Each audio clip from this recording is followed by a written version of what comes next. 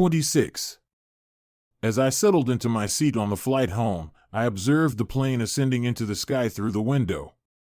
I was finally making my way back home after 30 years away. I felt compelled to take this action for Hannah and myself. With great pleasure, I produced the Zippo lighter that my wife had given me years ago, which said, "To my beloved husband, Alan, congratulations, Marine."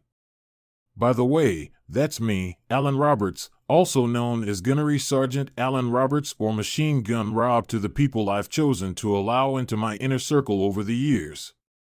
This nickname will have a new one added to it after today, retired.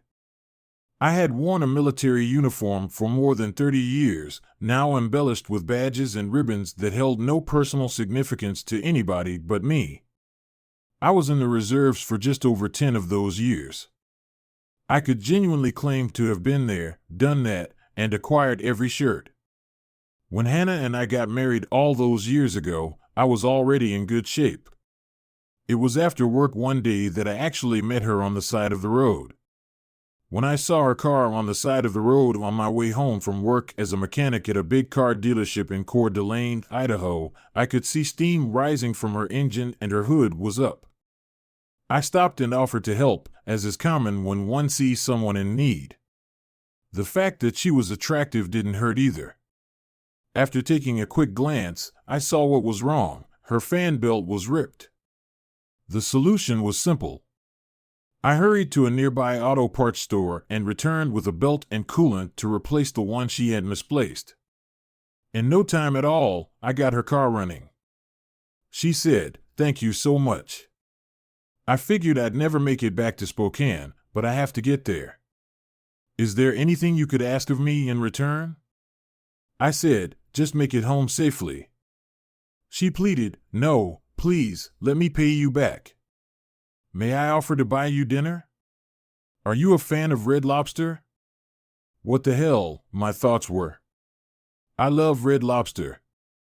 She grinned and jotted down her phone number and name on a piece of paper, I said. She replied, "All right, how about Friday at 7 p.m.? I thought it sounded good. That Friday night, we got together, and we've been together ever since. We dated for 8 months before I proposed, and we were married. I've been a happy man ever since that 1987 incident. She relocated to my house in northern Idaho, but she now had a commute of more than 30 miles. Just across the state line, in the Spokane Valley, she was an elementary school teacher. We discussed purchasing a property nearer to her place of employment, but I preferred my current residence, particularly its unoccupied state and location on 5 acres of forest, just north of Coeur d'Alene off Interstate 95. My parents had built the house many years ago, and they had bequeathed it to me along with a substantial inheritance in their will. One day, I wanted to give the house to one of my kids. Hannah was aware that, as a reserve, I was required to attend training every year for 2 weeks and 1 weekend out of the month. The checks, small as they were usually deposited in my IRA, and she never complained. Renee, our first child, was born roughly 9 months after our marriage. When Saddam Hussein, a cruel dictator, invaded Kuwait in 1990, my unit was called into active duty. After a little more than a year, we were welcomed back, and a year later our son Carl was born. Then came September 11th, which altered everyone's life. I accepted the offer to enter active duty when it was made to me. We subsequently alternated between Camp Lejeune, North Carolina, and Camp Pendleton, California. Hannah had a job wherever we went because she was certified to teach in both states. In the end, I served for just over 6 years, 3 tours in Iraq and 3 more in Afghanistan. In addition, I spent a year in Okinawa 4 times. After returning to our Idaho home with the kids, Hannah went on to work at the same Spokane Valley school. God bless her soul, she never complained, but I felt horrible for her and the kids because I knew how hard it was on them. No family should have to endure 10 missed Christmases, anniversaries, or birthdays. I assured her that this tour would be her last one. Now that I was 56, I thought it was a game for younger men to run around in the hot desert, dodging bullets. It was time for me to head home after fulfilling my duty. You would be correct if you believed that I ought to have retired at a much higher rank after more than 30 years of service. I was a typical Marine, in a way. I didn't chase wild women, but I did enjoy drinking with my friends. I also adhered to the principle of semper fidelis, which means always faithful, which got me into trouble on several occasions when I used my strength and willingness to fight hands-on to defend my friends. I lost 2 promotions as a result, but I didn't moan or complain. Hell, I had a blast serving as a gunnery sergeant. Everyone turned to Gunny when they needed strategy or advice. Officers and enlistees alike respected me because I treated them with such dignity. I valued that above all the ribbons and medals I had on my chest. I thought back to the retirement party the guys had thrown for me. We enjoyed exchanging seafaring tales and brainy anecdotes. Our battalion commander, Lieutenant Colonel Ron, came by to wish me a happy birthday. He was one of the officers who had tied me up years earlier, so I knew him for a very long time. We became close friends, and I never harbored resentment toward him. He gave me a commendation for my service and shook my hand. Grinning, he said, "The Corps won't be the same without you, Gunny." I grinned in return. "Thank you for saying that, Colonel." I responded, "But I think he's in good hands." A large black soldier from Georgia named Lance Corporal Dawson came over with his buddies and gave me something that was wrapped in brown paper. "Gunny Rob, just something to remember us by," he grinned. When I removed the paper and saw what was inside, I grinned. It was a wooden hand with the middle finger outstretched, carved by hand. It brought back memories of all the times I'd jokingly placed my hand on someone's arm, something I did a lot. Even the officers who were familiar with me as a Marine recognized that I was simply that way and never took offense. When I turned the carved figure over, I noticed that he had etched our unit's designation and the Marine Corps emblem on the back of his hand. "Did you do that yourself, Dawson?" I inquired. He gave a smile and gave a head nod. "Yes, Gunny," he replied, beaming with accomplishment. "Amazing work," I exclaimed. "It is something I will always cherish. Regards." The other Marines around us cheered and yelled as we shook hands. I turned to face Staff Sergeant Joel Henson, the young man who had replaced me as the machine gunner for the company. "Joel," I told him as we shook hands, "you take damn good care of these Marines." "Yes, Gunny, I will." "I swear," he smiled in response. I laughed and said, "Good, because if you don't, I'll come back and kick your ass." That prompted more guffawing and yelling. As our company commander, Captain Michaels, put it, "Henson is a good man, Gunny Rob. Obviously, nobody can take your place. Gunny, look after yourself. Serving alongside you has been an honor." We bid each other farewell and shook hands. The driver then approached me to inform me that everything I had packed was prepared to travel to the airport. My awareness returned to the here and now as I felt the plane start to descend. Glancing downward, I noticed Spokane, Washington, emerging into view. I could clearly see Riverfront Park and the famous Expo 74 pavilion, as well as the river and the waterfall. I went there a lot with Hannah and the kids to soak up the summertime sun. After the plane touched down, we all disembarked. In the hopes of running into Hannah, I packed up my clothes and sea bag and made my way to the exit. To let her know when to pick me up, I texted and sent her an email with the flight details. She wasn't there, though, because she usually arrived a few hours before my plane landed, just in case I arrived early. I texted her again at the airport after thinking that was strange. "Where are you?" I received no reply. When I tried to reach her on her cell, the message ended up in voicemail. When I called home out of concern, I was met with an answering machine. I prayed in a low voice to God, "Please let her be safe." When I called her parents, they said she hadn't been in contact with them either. Her mother inquired, "Do you need us to pick you up?" "Not just yet," I replied. "Perhaps she's caught in traffic. If I can't find a ride elsewhere, I'll wait for a bit and give you a call. You're wasting your time driving this far. I spoke with AOL, but if you get a chance, ask her to give me a call." Alan answered, "I will," and hung up. A man's voice interrupted my thoughts. The man said, "Do you need a ride, Gunny?"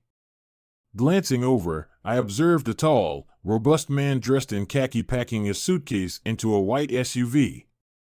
"Well, I thought my wife was already here," I replied. He inquired, "Where are you headed?"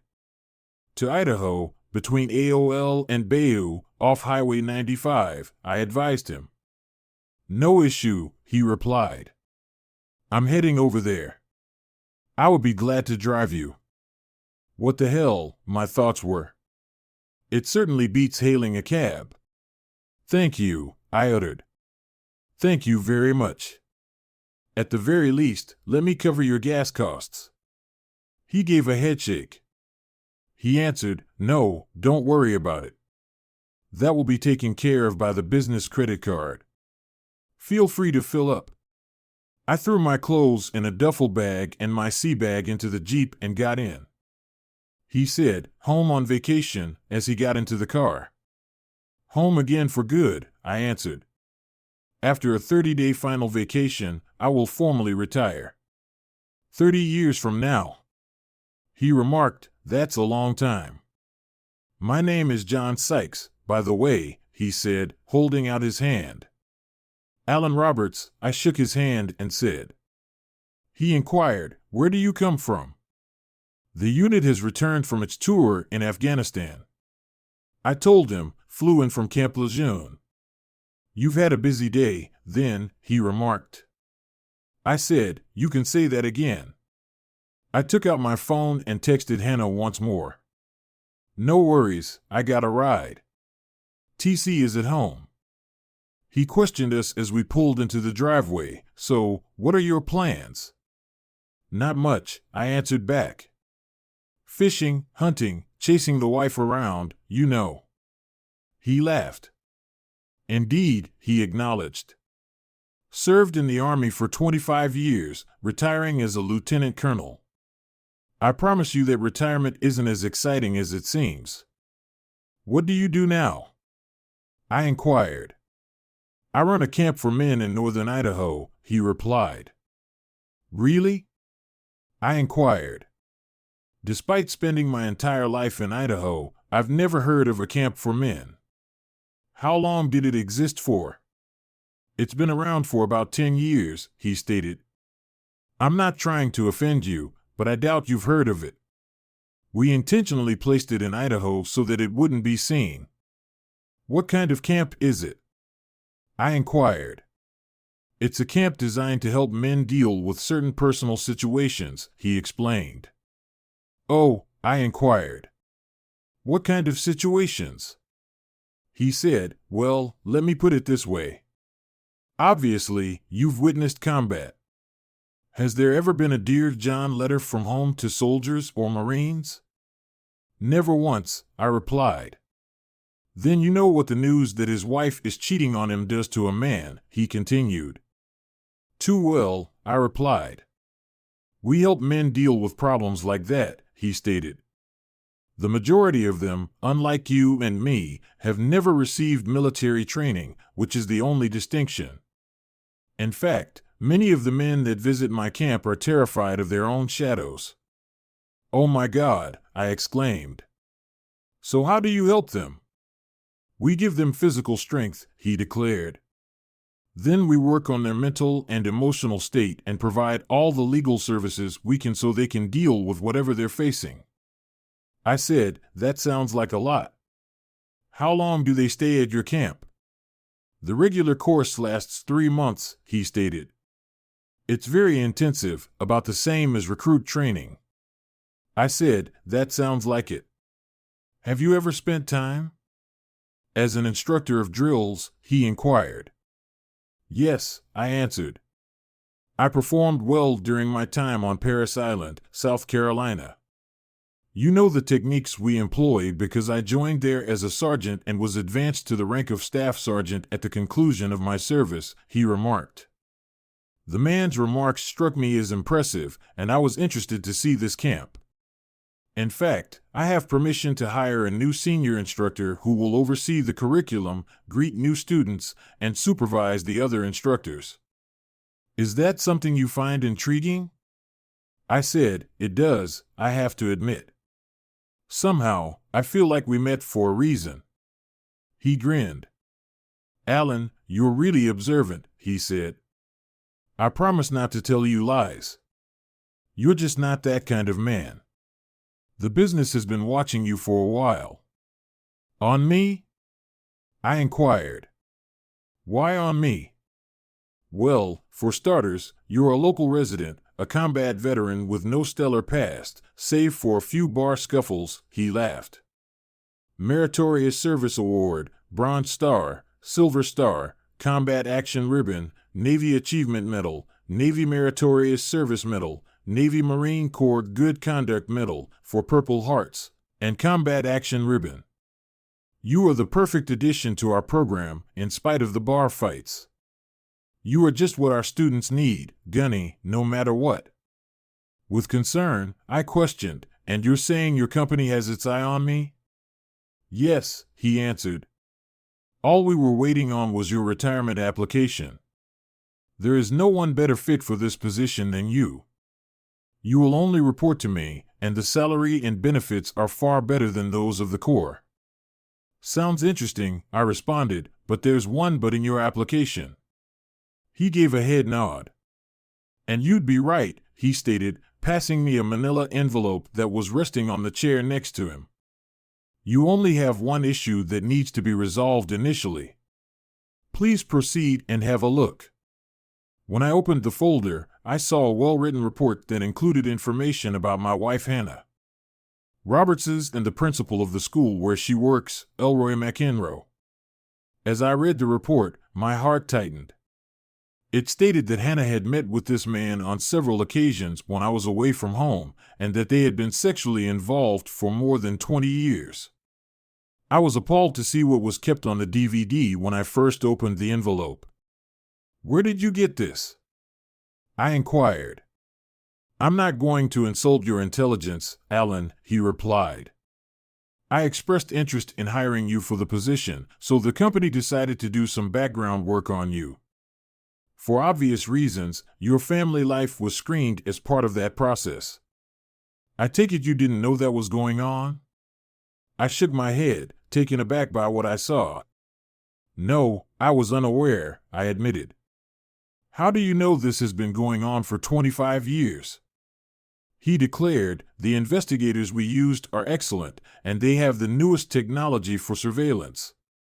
They locate anything that is able to be located. They discovered that through discussions between Mr. McEnroe and your wife.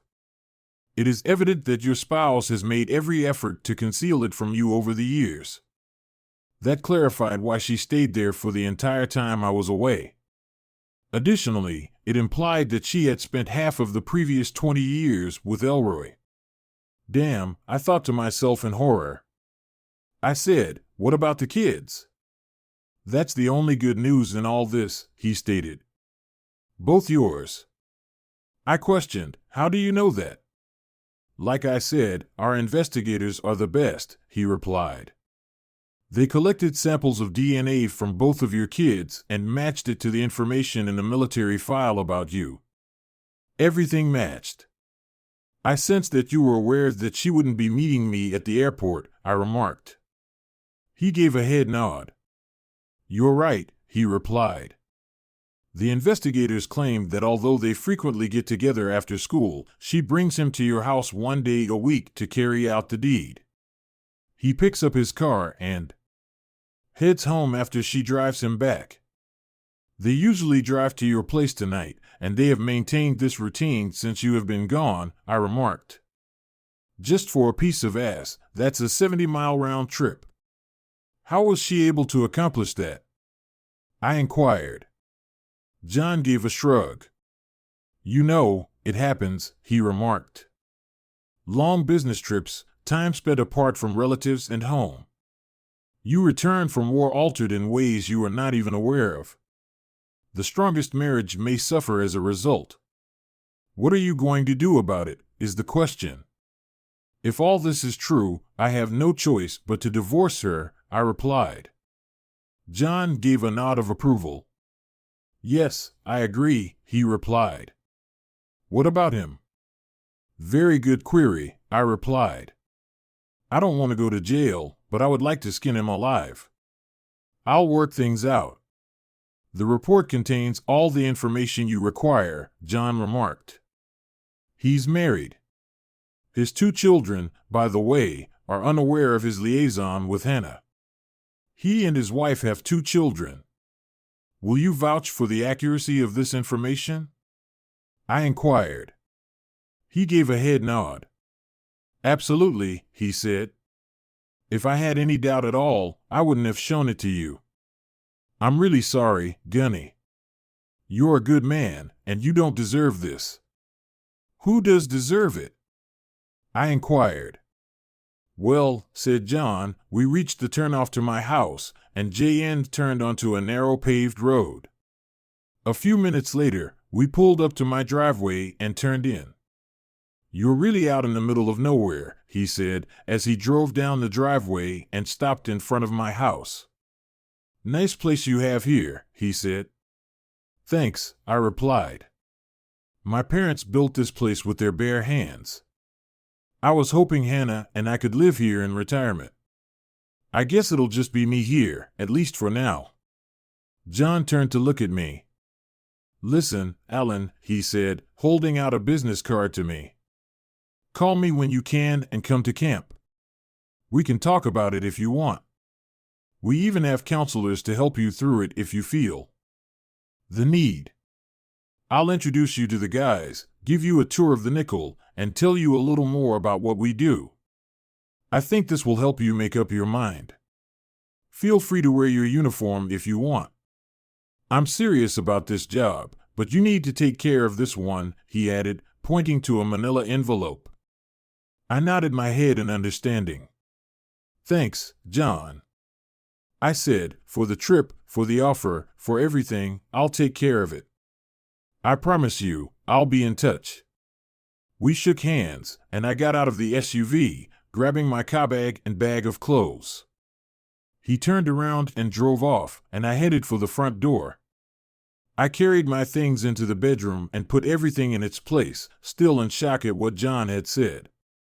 I noticed that everything was neat as a pin, just the way Hannah always liked it. She may be cheating, I thought, but at least her house is clean. I finished organizing everything and put on my uniform, which consisted of jeans and a t-shirt. After grabbing my folder, I headed downstairs. I had to see what else that report contained. I took the DVD out and inserted it into the player. I put the DVD on and turned on the TV. It looked like a motel when I saw Hannah and Elroy.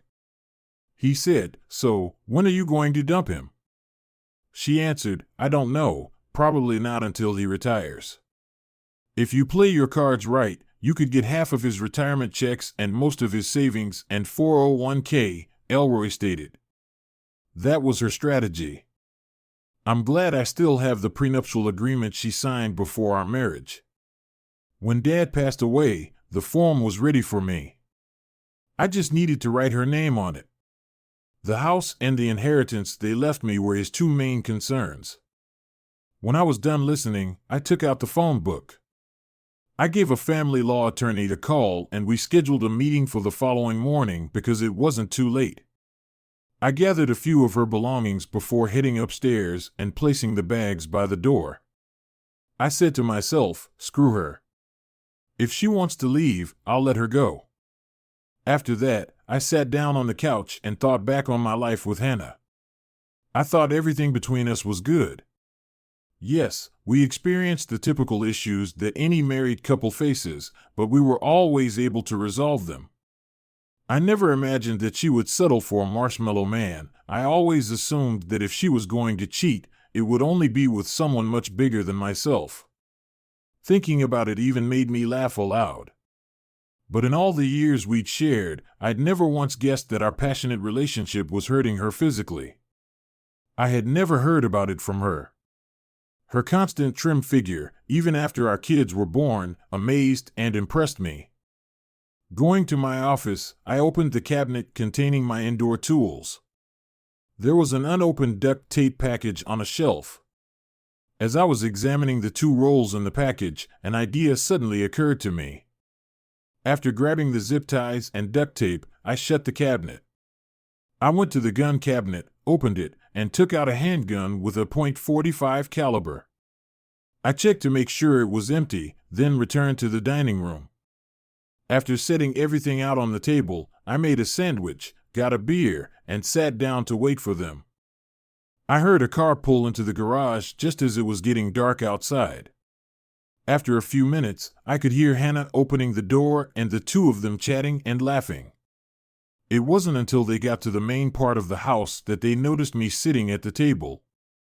"Alan," she cried out. "How did you arrive here? Did my emails and messages miss you?" I inquired. She apologized, saying, "My phone's battery died." "Alan, things aren't as they seem." "Really? Trust me," I questioned. "You mean it's not you and Elroy getting ready to have fun in our bed?" I raised my gun as Alan motioned for me to come. His eyes widened and his face grew even wider as he stopped in midair. The gun was empty of bullets. They were unaware that the magazine was too small to fit in the pistol grip. "Oh God," he let out a cry. "Please don't do this." I grinned as I saw a damp patch in his pants crotch. The idiot had gotten himself wet. "Stop talking," I said. "Do you really believe you can get away with entertaining the wife of another man for more than 20 years? Not in my opinion." I told him to stand against the tree. "Put your back against it, hands behind your back." I gave Hannah a quick glance. I said, "Tie him to the tree. All I want to see are his eyes and nose." She started by gently applying the first roll to his skin. I said, "Hurry the hell up." She took off running around the tree, giving out tape along the way. I threw her the second roll and told her to keep going after the first one was finished. When she was finished, Elroy was wrapped in duct tape and fastened to the tree. All that was visible were his eyes and nose. With fear, he was looking back and forth. I approached him and made sure he was immobile. After that, I grinned, met his eyes, and took out my phone. I called his home number, which I knew because of the information JN had provided.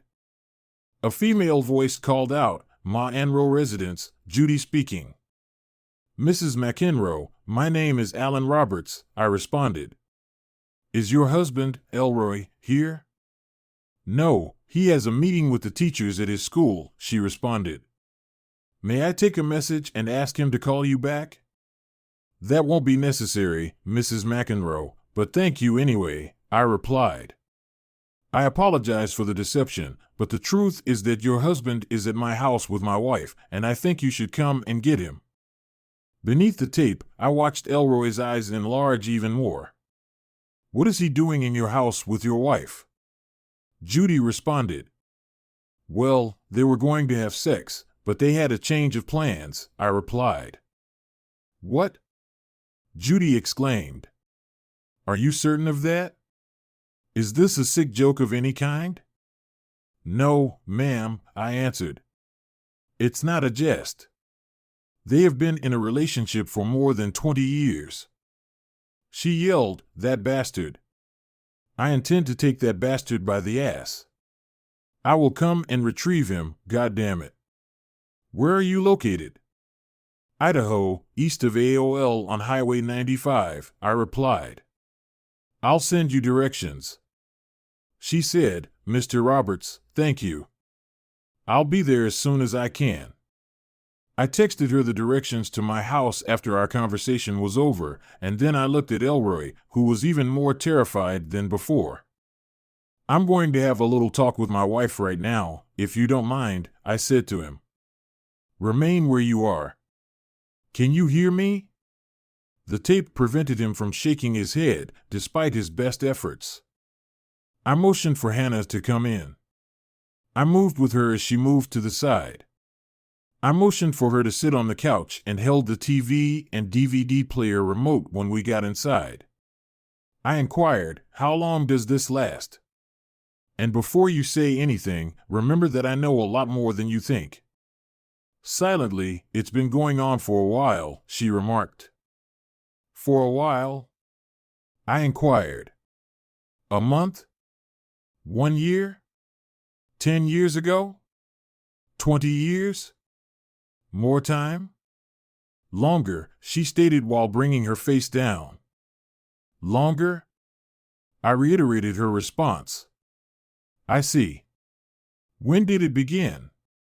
"Roughly 1995, she remarked. "We never accomplished anything while you were at home, despite working together for years. We didn't hang out until you were gone. That includes all the times I was deployed abroad," I inquired. She gave a head nod. "Yes," she replied. "I apologize. I didn't mean to cause you harm. It was not intended for you to learn about it. So while I was fighting terrorists and getting shot in the ass, you were here having fun with this piece of, in our bed?" I inquired. She broke down in tears. I told her to stop pouring the water. "Answer the damn question."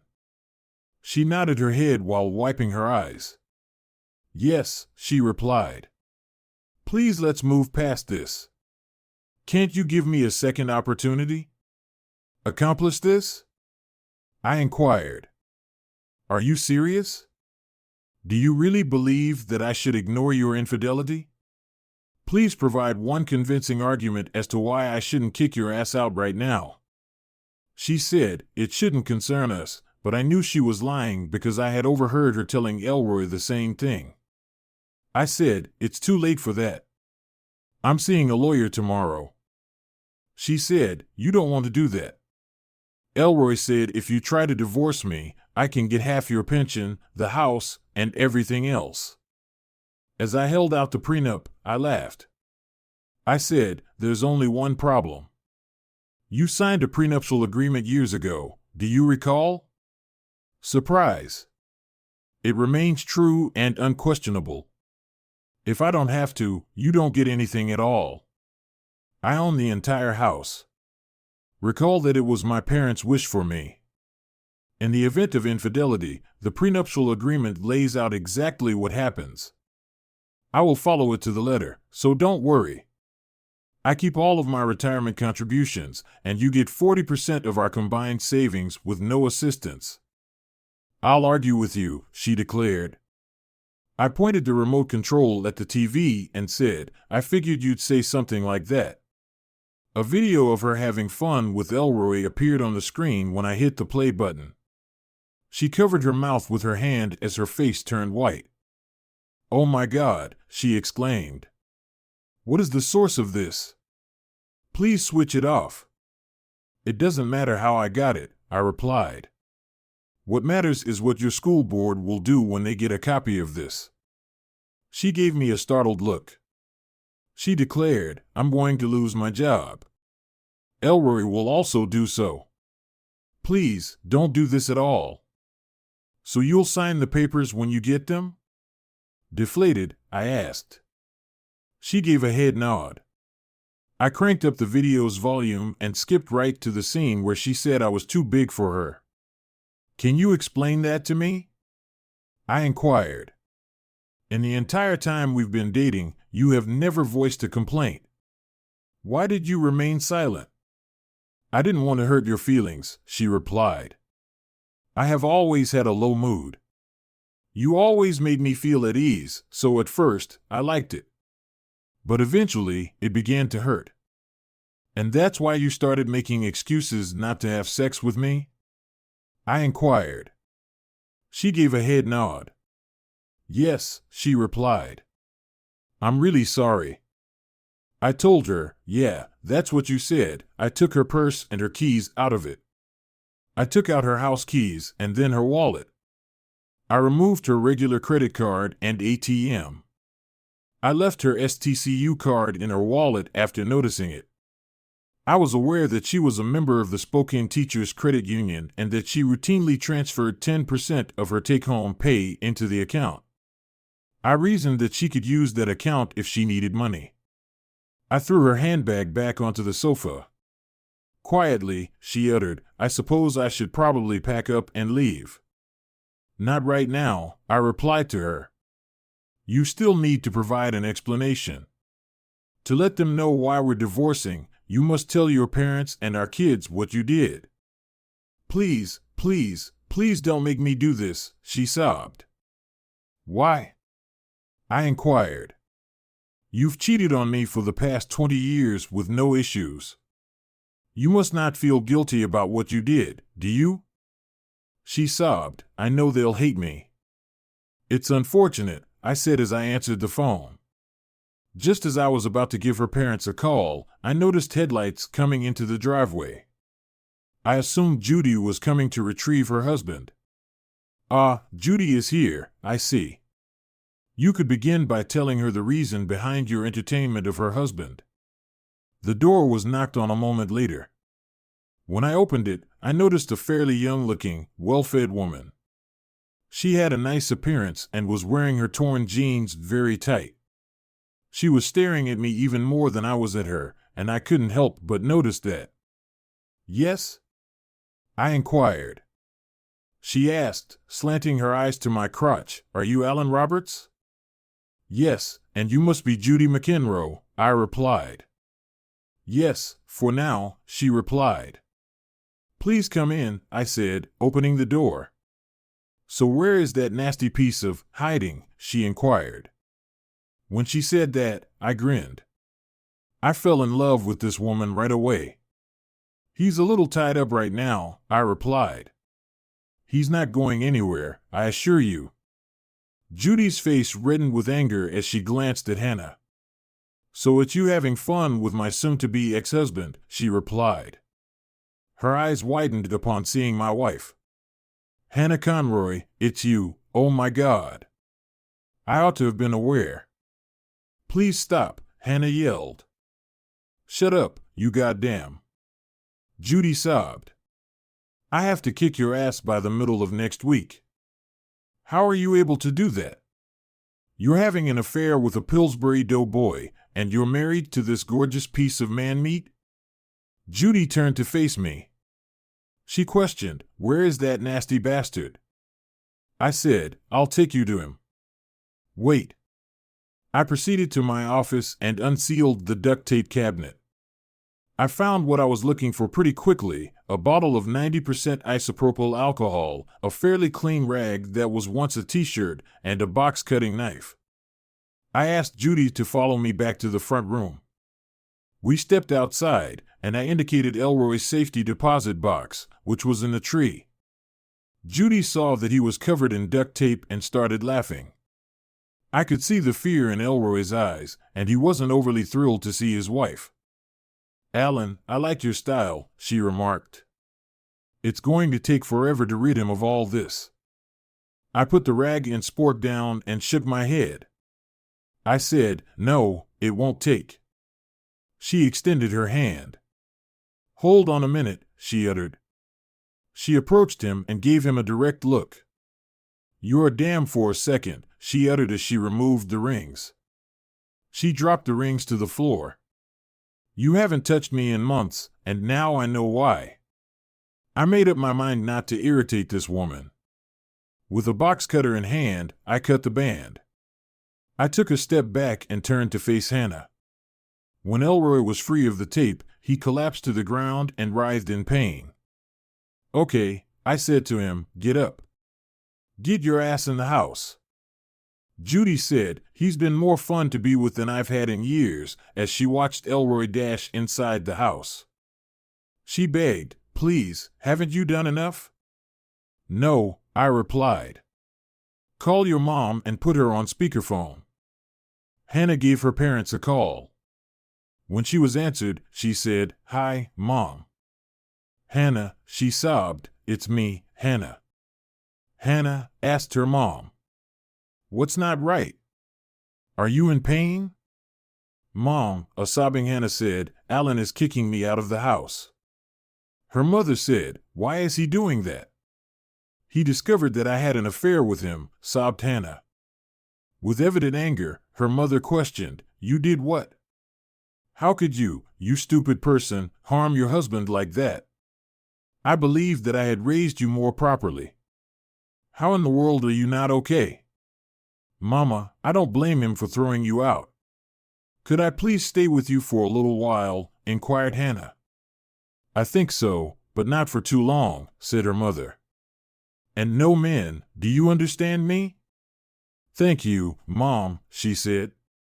"Is Alan there?" her mother asked. "I'm here, Mom," I said. I liked Hannah's parents, and I'd called them Mom and Dad since we'd gotten married. "Are you okay, son?" she asked. "I'll be fine, Mom," I said. "It won't be easy, but I'll get through it." "I'm so sorry, Alan," Hannah's mother said. "You were always so good to her. I don't know what went into her brain. Please stay in touch." "I will, Mom." "Thank you," I said before she ended the conversation. I looked at Hannah before continuing. "You have 2 more calls to make, so get on it." "Please don't make me do it," she sobbed. "Why not?" I asked. "They deserve to hear the truth." "Get to it." Trembling, Hannah picked up the phone and called our son, Carl. "Hi," he said, picking up the phone. "Hi, hey, Carl," Hannah said. "It's Mom." "Are you okay, Mom?" he asked. "No," she replied. "Your father and I are getting a divorce." "What?" he asked. "It can't be. What happened? Did Daddy cheat on you or something?" "No, son, I cheated on your daddy, and he found out," Hannah said. "Mom, how could you?" he asked. "Is Daddy there?" "I'm here, son," I said. "Before you ask, I'm fine. I just felt you needed to hear the truth. Your mother has been doing this for over 20 years. I only found out about it today." "Oh my God, Dad," he said. "I'm so sorry to hear that." "I'm sorry, Carl," she said. "Yeah, sorry you got caught," he said. "Look, Mom, I can't believe you did that to Dad. I gotta go. I'll talk to you later." "Bye," he ended the conversation, and Hannah sobbed as she sat on the couch. "One more call," I said. Hannah looked up, her eyes red and puffy. "Please, I'm begging you, no more," she said. "One call," I said. "Make it." Trembling, Hannah dialed our daughter's number. The call went pretty much the same as the others, only Renee was far more upset than Carl. "You stupid," she said when Hannah told her what was going on. "I hope Daddy kicks your slimy ass to the curb." "He is," Hannah said. "How can you be so stupid?" asked Renee. "You're not my mother right now. I don't know who you are. You better get your straightened out or you'll never see your grandchildren. Don't call me ever again." "Goodbye," Hannah sobbed uncontrollably as Renee wrapped up the conversation. "Are you beginning to realize the consequences of your actions?" I asked. "You completely destroyed 2 families with your selfishness. I hope you're happy." Hannah wiped her eyes as I spoke to her. "I told you I was sorry," she said. "Everyone hates me now." "Well, what you sow is what you reap," I said. "I think it's time for you to leave. I've already packed your toiletries and some of your things. You can make arrangements to come back later for the rest of your stuff." Nodding her head, Hannah went upstairs, picked up the suitcase and overnight bag I had placed by the bedroom door, and went back downstairs. Judy stopped her before she went out the door. "Wait a second," Judy said. Did I understand your husband correctly? You've been having fun with my husband for over 20 years? Hannah bashfully lowered her eyes to the floor. Yes, she said quietly. Well, then I guess you won't mind if I steal your husband away from you, she said. After all, it's been years since I've been with a real man, and your husband seems to be settling in quite nicely. Judy looked at me. What do you say? Are you ready for a little revenge? Hannah dropped the suitcase she was carrying and looked at us. You wouldn't be, would you? She asked, tears streaming down her cheeks. Please tell me you won't do this to me. I don't know, I said. Best offer I've gotten in a while. Besides, why should cheaters get all the fun? Judy laughed. I guess I have nothing to complain about, Hannah said. No, you don't, Judy said. Oh, and don't forget to take out the trash, she added, grabbing Elroy by the collar. She looked at Elroy for a moment before speaking again. Don't go in the house. Corrected version with errors and punctuation adjusted. I don't care where you sleep. Stay in the car or get a motel room. I never want to see you again. I'm going to see a lawyer tomorrow, got it? He nodded his head obediently. I got it, he said, heading for the door. Hannah looked at me one last time. I'm sorry, Alan, she said, for everything. Goodbye. With those words, she turned away and walked out of the house and out of my life. We watched as Hannah pulled into the driveway and turned onto the main road. I felt a tear about to roll down my cheek and wiped my eyes. Judy turned to me. Are you okay? She asked. Yeah, just got something in my eye, I replied. She smiled. She said softly. I laughed. Tell me, how do you walk away from a 30-year marriage? I asked. By opening myself up to new possibilities, she said. I nodded my head. You really didn't know about any of this, did you? She asked. I shook my head. No, I said. I just found out today. She was doing it while I was on a business trip. What about you? Did you know what he was doing? I suspected, she said. I could smell her perfume on him and his clothes, but I never caught him doing it. I resigned myself to it and hoped he'd come to his senses. So what are you going to do now? I asked. I don't know, she replied with a sigh. I've always been a stay-at-home wife and mother. That's all I ever wanted to be. My mother raised me old-fashioned, said the best job a woman could have was homemaker.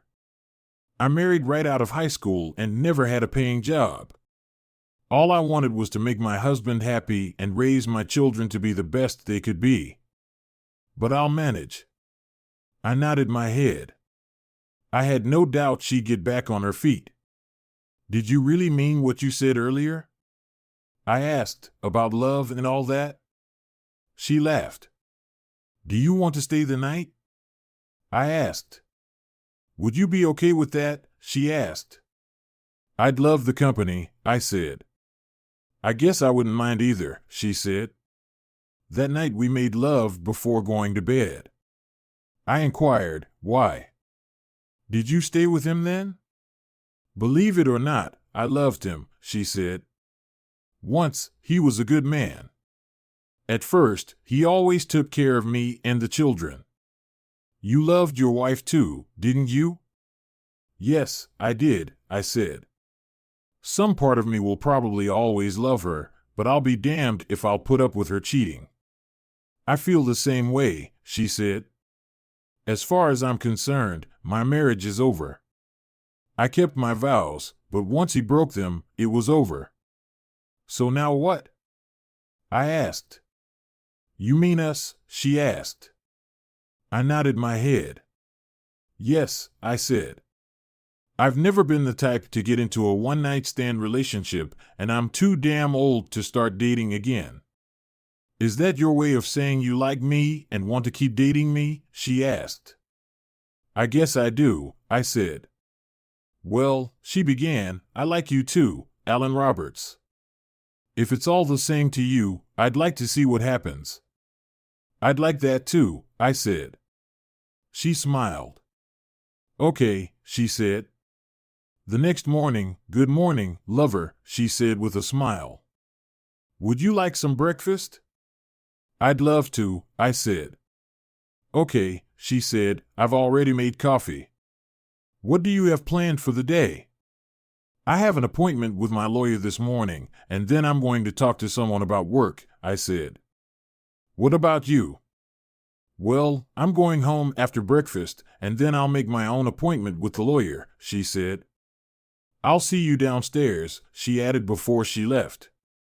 I went to the bathroom and did my morning chores and showered. I decided to wear my Class C uniform, so I got dressed, made sure everything was in order, and went downstairs. Upon seeing me, Judy's eyes went wide. Are you in the Army or something? She asked. In the Marines, I replied. At least for about another month or so. I'm on terminal leave pending retirement. She looked at the ribbons and badges on my chest. What's all this for? She asked. Different things, I replied. This one, for example, says I was in the wrong place at the wrong time more than once, I added, pointing to a Purple Heart ribbon with 3 stars on it. Oh my God, she said. You were wounded in combat, seriously? Yes, I said, 4 times. Where have you been? She asked. Desert Storm in the 90s, I said, then 3 tours of duty in Iraq and 3 more in Afghanistan. How long have you been in the military? She asked. Just over 30 years total, I replied. Some of that was in the reserves, but most of the time I was on active duty.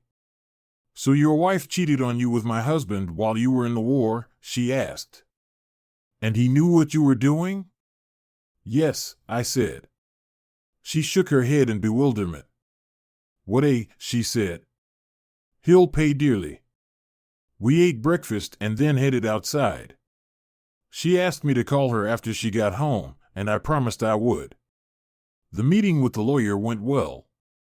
He listened to my story and went over my evidence, the prenup, and the financial information I brought, showing that she was making a few thousand more than I was while on active duty. Well, I think that's pretty much out of the question, he said. Given the financial data and your prenuptial agreement, I believe we can rule out any claim for alimony, especially since she makes about $68,000 a year. She can live quite well on that money in Spokane Valley. Of course, the house and property originally belonged to you, and the prenuptial agreement clearly states that the pension will not be affected. However, you will have to split the bank account. I don't see the judge saying otherwise. We will insist on the 40% as stated in the contract. When do you want it filed? As soon as possible, I said. Good, he said. We'll have to work a little harder to get it to Washington, but that's no problem. We do it all the time. I'll handle the preparation and filing of the paperwork. If all goes well, we should be able to award it early next week. All I need from you now is the filing fee and my fee. You can pay the young lady when you leave.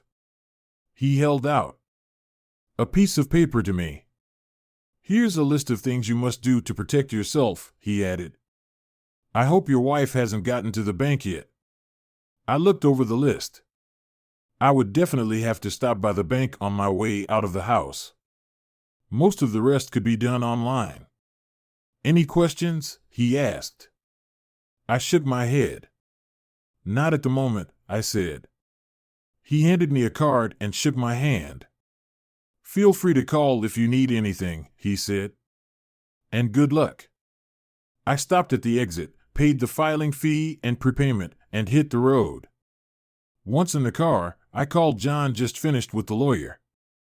I told him I need to stop by the bank to settle things there, but I wanted to talk to you about that job you were talking about.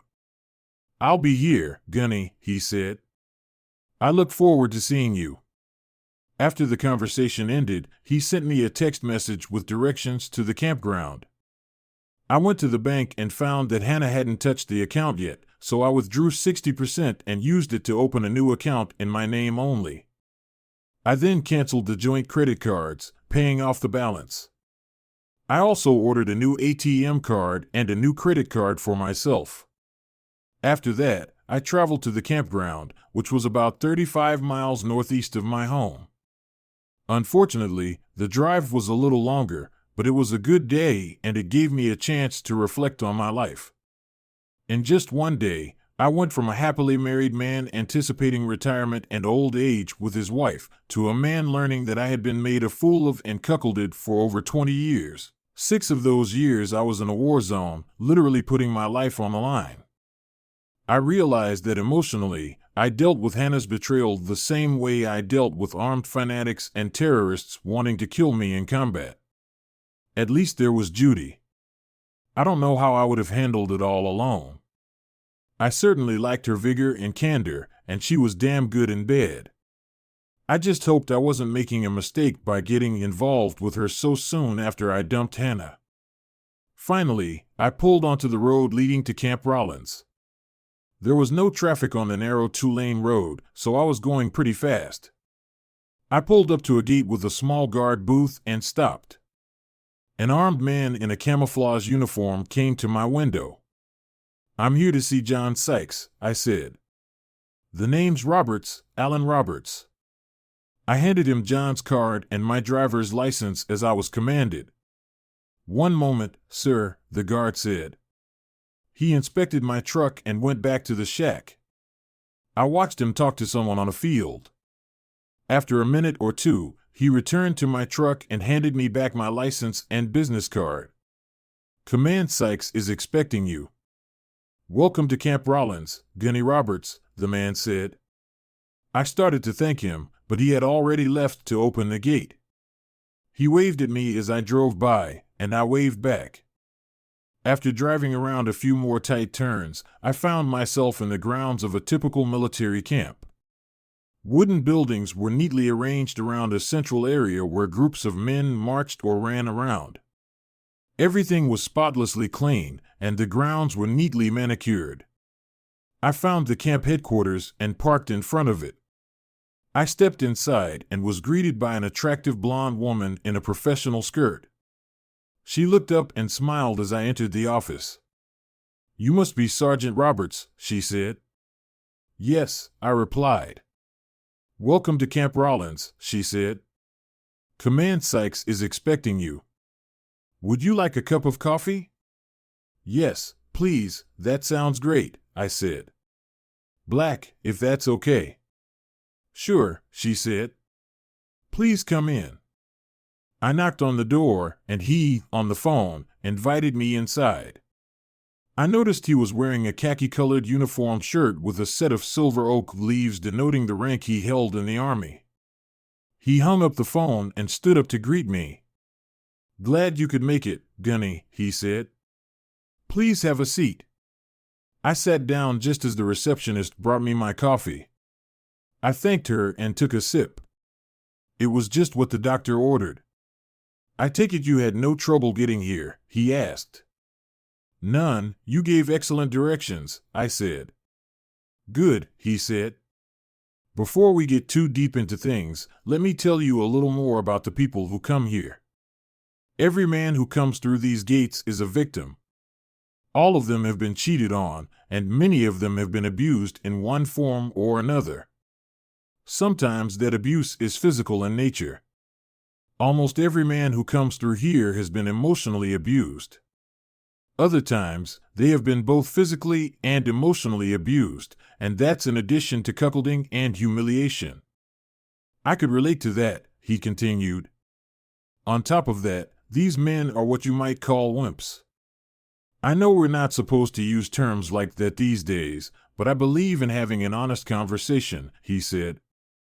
"Most of the men who come here are weak, both physically and emotionally. Some of them are also scared and feel like they have no one else to turn to for help. Unfortunately, the women they choose to attach themselves to take advantage of that. Wow, I said, shocked by what he was telling me. So, what do you do? The first thing we do is focus on strengthening them physically, John said.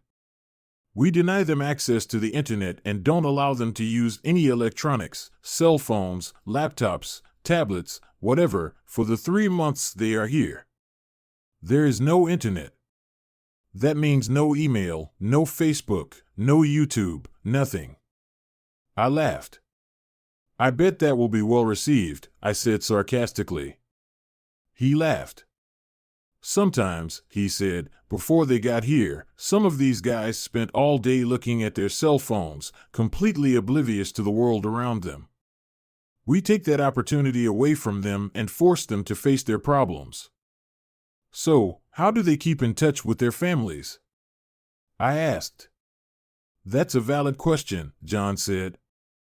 We give them a mailbox address that they can send home.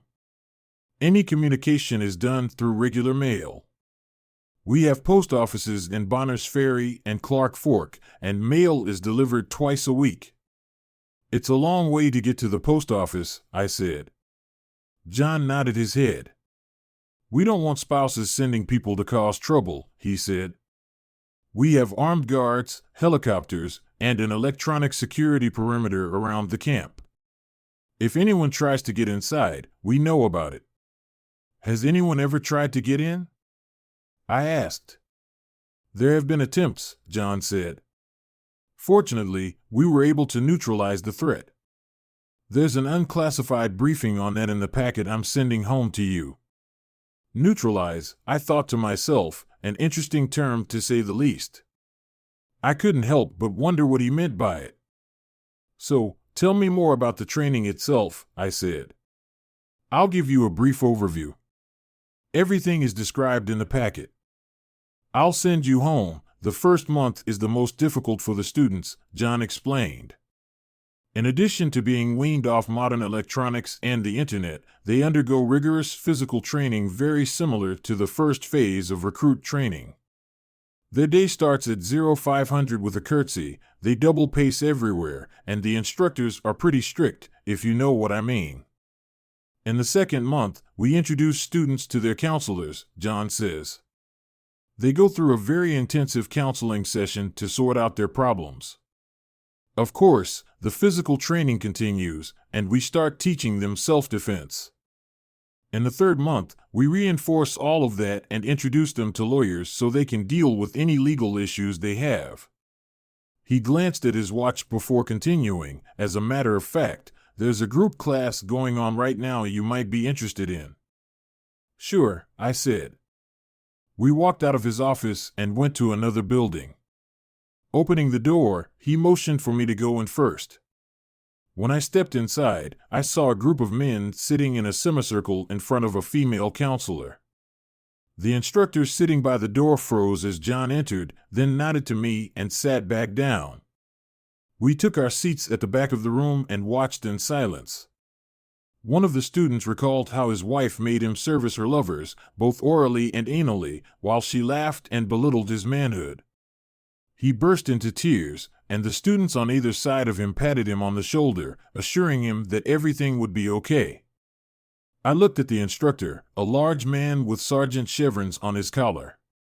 He sat stoically taking in everything that was happening. I could see his jaw clenching with anger as the student cried.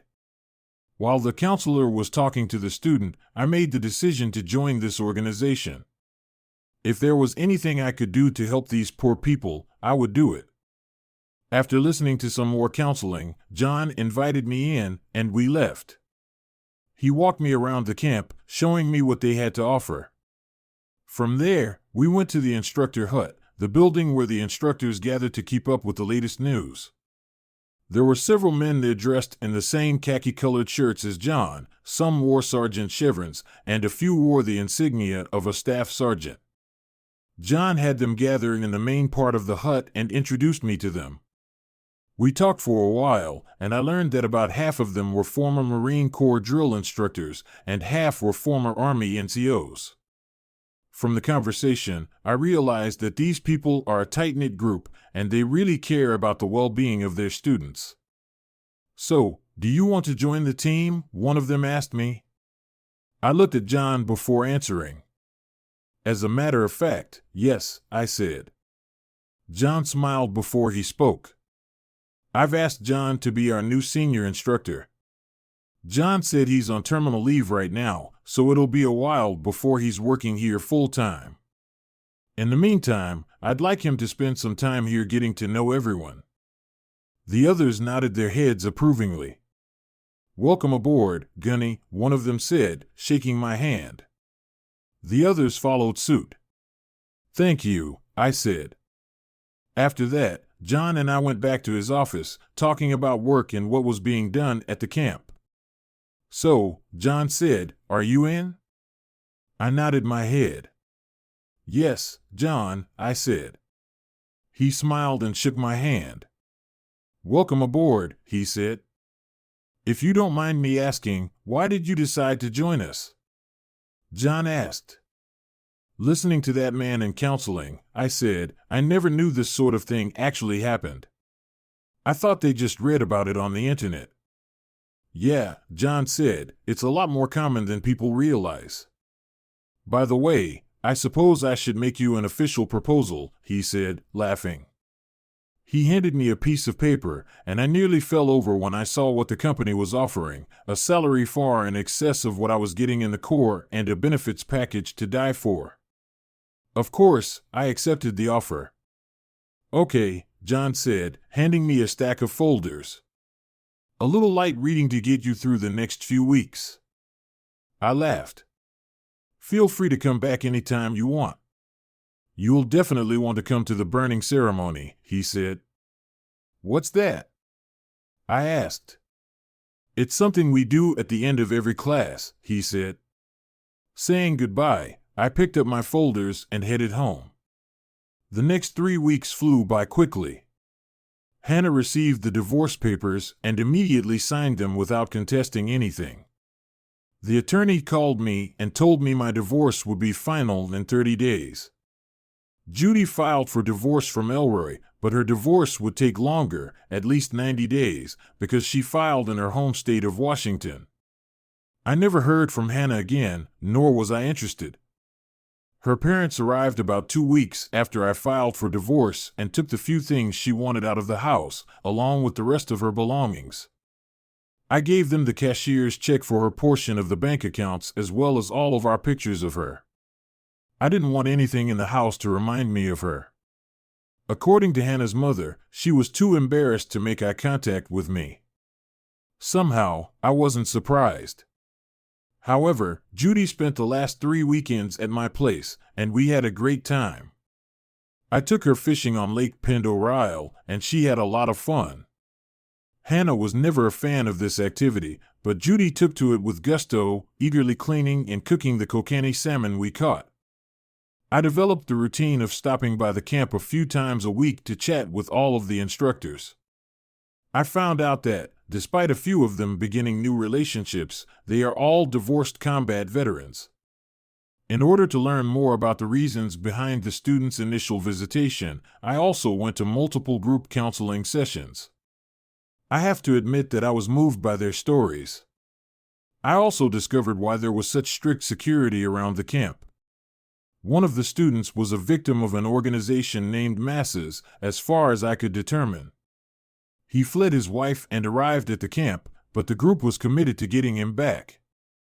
They even made an attempt to enter the camp armed, but the camp guards and a federal organization I had never heard of stopped them. Consequently, the organization has instituted novel protocols mandating that Masses be notified in the event that a prospective student brings up the agency. I'd heard that the agency had received 2 calls within the previous 12 months. John extended an invitation for me to attend the burning ceremony that concluded the 3-month course towards the end of the month. After putting on my Class C uniform, I head out. I watched from a distance with John during the nighttime ceremony. I observed as the students in the class affixed photographs of their spouses to a straw figure that was raised and fastened to a pole using a rope. There was a heap of firewood at the base of the pole. When a student stood up, a lit torch was given to him to burn the bough. The instructor exclaimed, "Burn the bow." The student said, "Sir, burn the bow," in response. He ignited a wood pile, and the straw figure was soon completely consumed by the flames. The pupils commenced yelling, "Burn, burn, burn." The students erupted, chanting and raising their fists in the air as the figure burned. The students chanted and danced as the figure fell to the ground, and some even pissed on it. This continued for some time before the figure vanished into ashes. I questioned, "What is all this for?" John clarified, "The men feel a sense of completion from this small ceremony. They can get rid of whatever has been bothering them in this way, avoiding using violence against their spouses. They'll graduate from here tomorrow, equipped to handle whatever life throws at them. Consider this, 3 months ago, they arrived as helpless cuckolds. Tomorrow, they will depart as grown men. That makes sense to me." I briefly thought that Hannah was the one bound and reduced to ashes. It was a thought that made me smile. "How are things going on the home front?" John inquired. "All right," I answered. "The divorce will be final in a few days." He inquired, "How are you holding up?" I gave a head nod, saying, "I'm doing fine, a lot better than I thought." He told me, "That's good to hear. I understand your vacation ends in a few days." "Yes," I replied. 3 days, to be exact.